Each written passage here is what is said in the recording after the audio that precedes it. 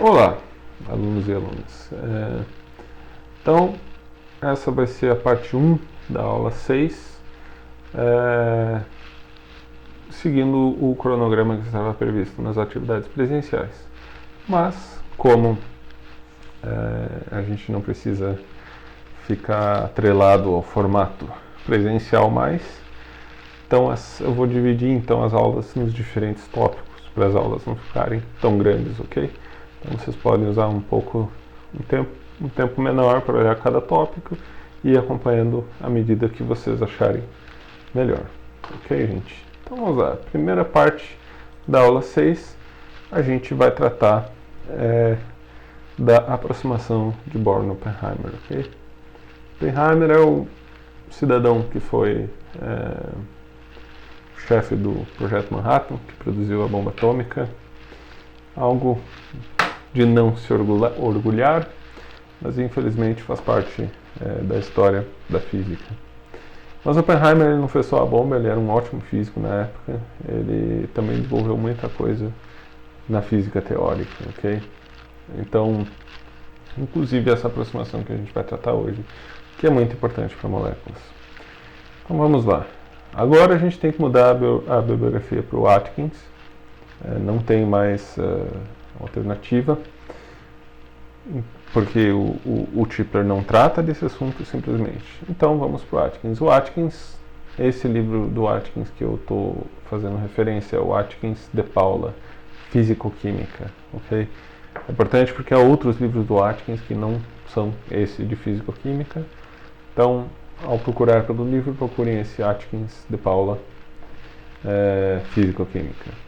Pode ser essa edição ou pode ser outras edições. O conteúdo não altera muito de uma para outra. Pode alterar, por exemplo, capítulos e sessões, mas aí vocês procurem pelo nome da sessão que vocês conseguem encontrar o conteúdo.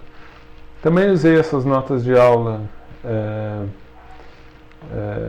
que estão com esse link aqui. Só que essa nota de aula em inglês, então quem não entende inglês pode consultar essa tese aqui. Essa tese, inclusive, está mais próximo do conteúdo dessa aula. Ok, então por que a gente vai tratar da aproximação de Born-Oppenheimer? Agora a gente já tratou os sistemas nucleares, o átomo de hidrogênio, um elétron, a gente foi para átomos multinucleares, já tratou das aproximações que tem que ser feitas para se resolver um sistema multinuclear.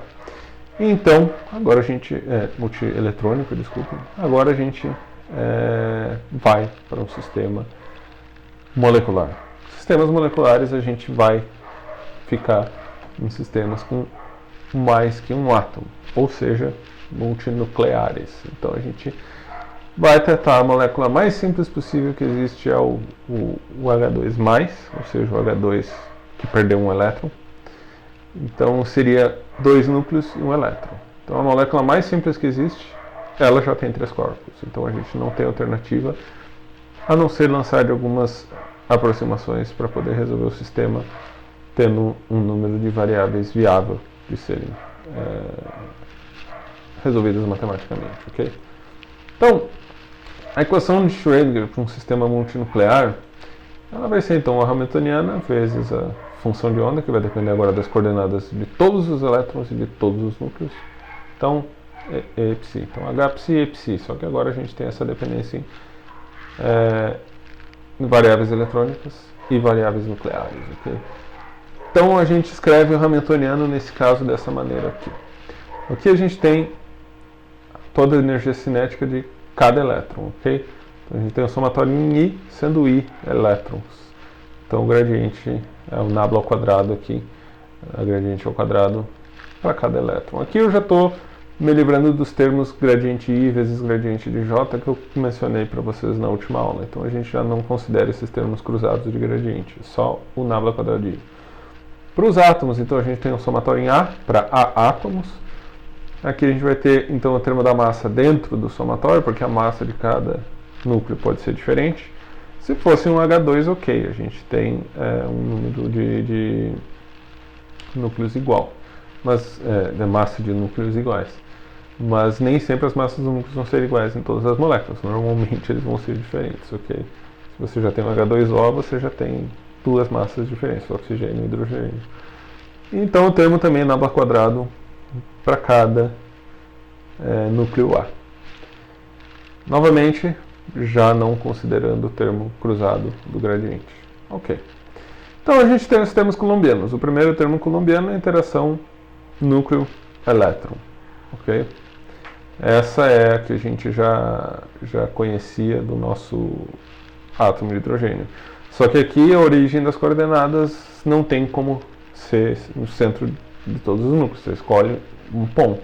Então, talvez um centro de um dos núcleos, mas o zero pode ser um dos núcleos, mas para o outro núcleo não vai ser mais o zero. Então você tem que colocar especificamente aqui a coordenada nuclear. Ok? Além disso, então a gente tem o termo colombiano da interação núcleo-núcleo. Os núcleos vão interagir com eles, entre eles também, afinal eles têm carga elétrica. E o termo de interação elétron-elétron, correlação eletrônica. Ok? Então, esses são todos os termos que a gente tem na Hamiltoniana. A gente pode, obviamente, A e B se referem aos núcleos e J aos elétrons. A gente pode escrever isso de uma maneira um pouco mais simples, denominando cada termo do Hamiltoniano. Então, ok? A gente pega a energia cinética eletrônica e a gente determina ela como sendo TE. A energia cinética nuclear a gente determina como sendo TN. A interação elétron-núcleo a gente determina como VN. A interação núcleo-núcleo como VNN. E a interação elétron-elétron como VE. Ok? Assim a gente facilita um pouco a escrita dos nossos termos. Então dessa maneira a gente tem o TN de R, T de R minúsculo, VEN de R maiúsculo, R minúsculo, VNN de R maiúsculo e VE de R, ok? Ou definido dessa maneira aqui, sem a dependência, para simplificar os cálculos no futuro. Então a equação de Schrödinger para o sistema multinuclear, que é Hψ igual a Psi, vai ficar Tn mais Te mais Vn mais Vnn mais Ve Psi de Psi. Aqui a gente tem um termo com dependência cruzada, ok? Então a gente tem um termo que depende tanto das coordenadas nucleares quanto das coordenadas eletrônicas. Então a gente não tem como fazer separação de variáveis com esse termo aqui. E esse termo ele tem uma contribuição grande e a gente não pode negligenciá-lo. Então imagina você resolver um átomo de hidrogênio sem a única parte potencial que ele teria, que é essa. No caso do átomo de hidrogênio, a gente consegue se livrar da dependência nuclear, porque a gente considera a origem das coordenadas como sendo o núcleo. E a gente usa a massa reduzida do elétron. Mas aqui, nesse caso, a gente não tem como se livrar dessa dependência em coordenadas nucleares, que é o R maiúsculo. Então, a gente tem que fazer alguma aproximação. Então a gente tem que lembrar do que eu já mostrei para vocês, já falei para vocês em alguma aula, que o movimento dos elétrons é muito mais rápido que o movimento dos núcleos, ok? Estão em outra escala temporal. Então, no momento que você tem um núcleo com uma nuvem eletrônica ao redor e esse núcleo se move, a nuvem eletrônica acompanha instantaneamente esse movimento nuclear. Então, para o elétron, é como se o núcleo estivesse parado, congelado, ok? Então, a gente pode considerar que os núcleos estão fixos para o elétron.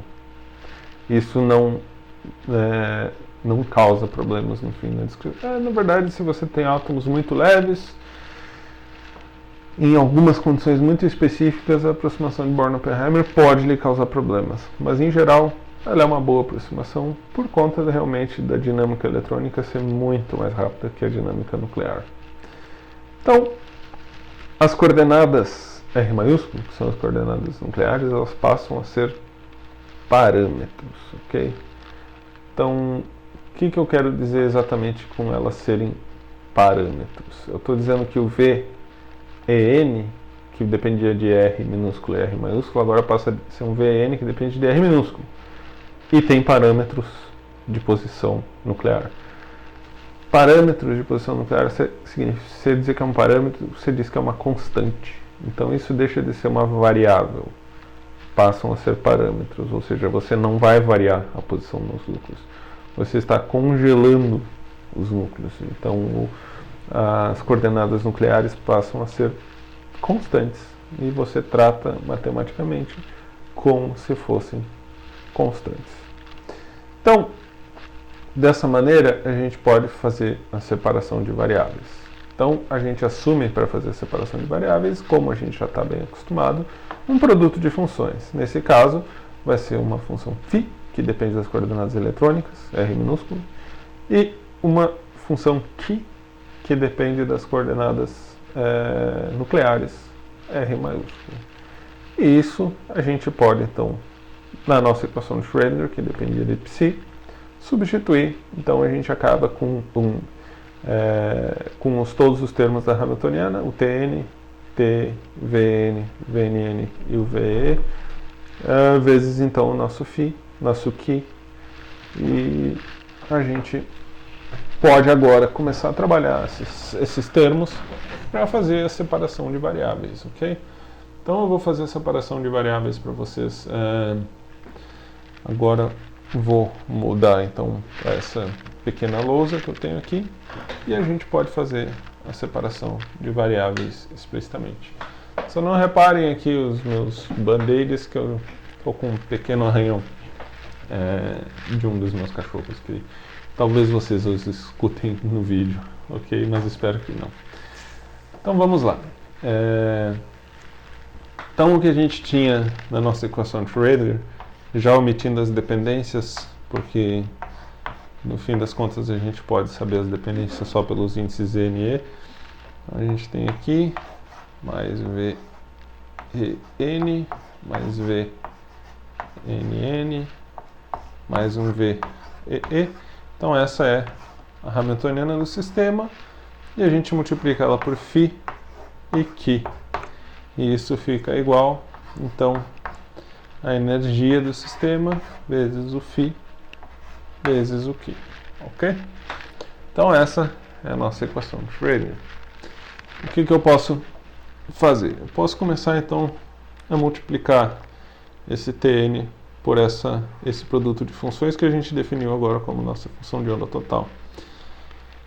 Eu sei que o N depende só das coordenadas nucleares.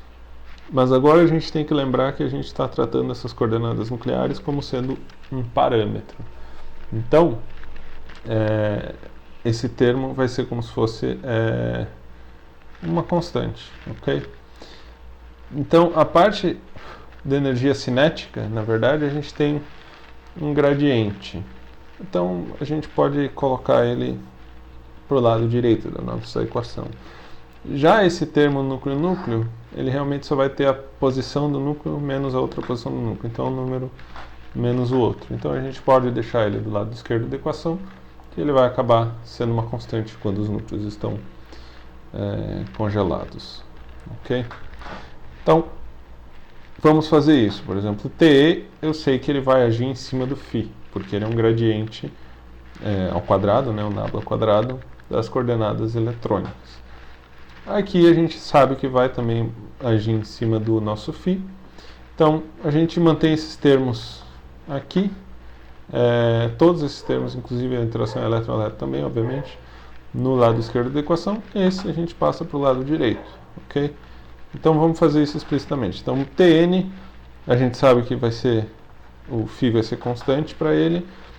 Então, a gente pode já deixar que seja um φ vezes o Tn e vezes o Q, ok? Porque esse Tn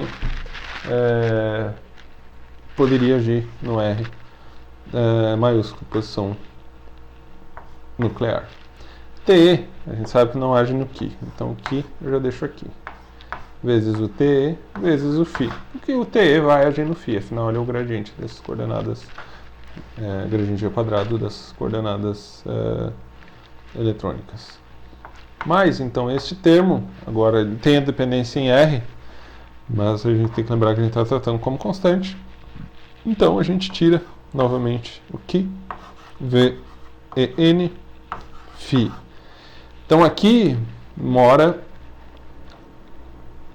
parte da aproximação de Born-Oppenheimer, ok? Porque a gente está podendo tirar esse Ki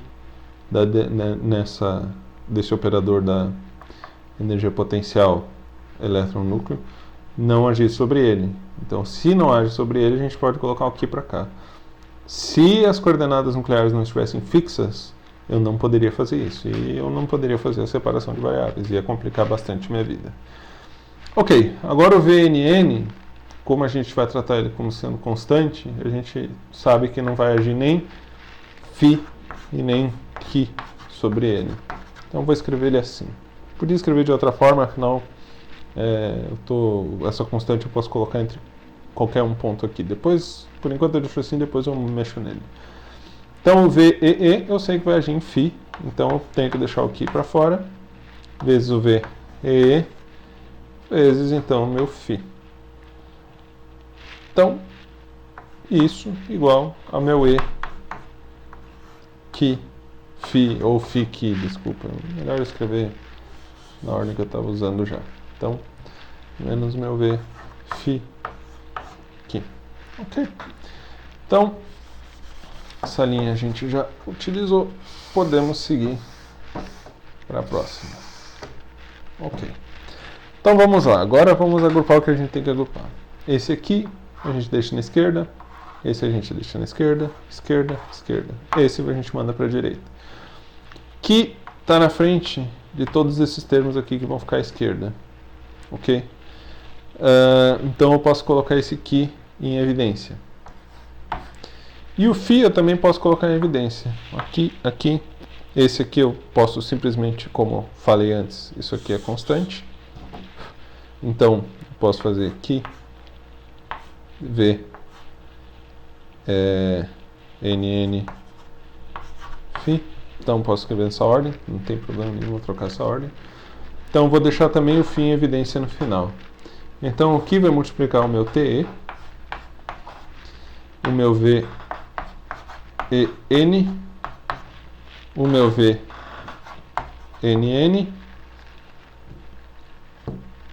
mais o meu VEE. Tudo isso agindo no Φ. Ok? Então, isso fica igual.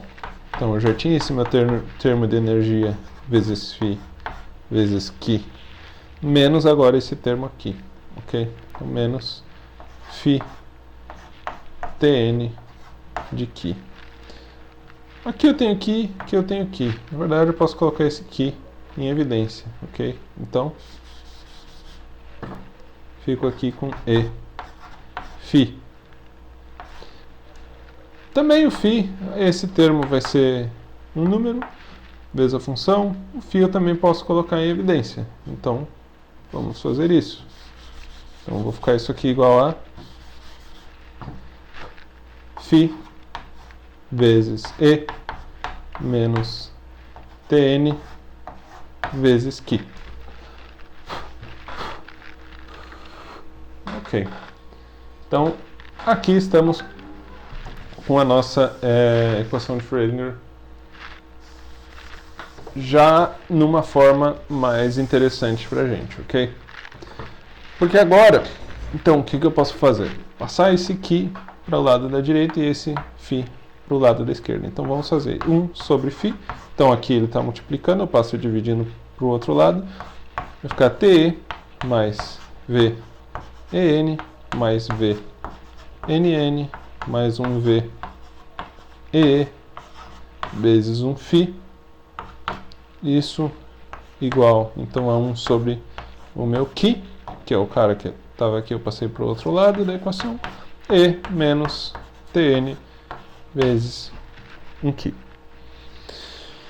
Ok, agora, se a gente está dizendo que nossas coordenadas nucleares são parâmetros, então a gente sabe que esse lado aqui é constante. E então a gente iguala esse lado aqui à constante que a gente achar mais interessante de definir. Lembre que lá na separação de variáveis do átomo de hidrogênio, eu dei uns valores especiais que acabaram sendo os números quânticos e já escritos de uma maneira que era conveniente para a gente utilizar. Aqui a gente pode dizer que 1 sobre φ é igual a TE mais VEN mais VNN mais o VE. Isso aqui vezes φ, eu igualo isso simplesmente a uma energia eletrônica. Só digo isso, ok? Então, fazendo isso, a gente pode então passar o φ para o outro lado, que a gente acaba com TE mais um VEN mais um VNN mais um VE de φ. Isso aqui é igual a energia eletrônica vezes o φ. Okay? Então a gente tem esse cara aqui, basicamente ele é o Hamiltoniano eletrônico vezes o φ igual a energia eletrônica vezes o φ. Então, montamos nossa equação de Schrödinger eletrônica. Então aqui a gente basta resolver essa parte eletrônica considerando que os núcleos estão fixos. Ok? Agora a gente pode voltar para essa nossa parte nuclear aqui. Então a gente igualou o lado esquerdo a EEL. A gente faz o mesmo para o lado direito. Ok? Afinal você está igualando ambos os lados a mesma constante.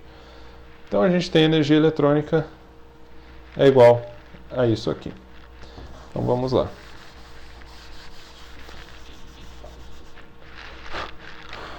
A energia eletrônica a gente determina então a partir dessa equação de Schrödinger eletrônica. Então aqui o que eu tenho que fazer é rearranjar esses termos. Eu vou então passar o Q para cá. Eu vou Q E eletrônico.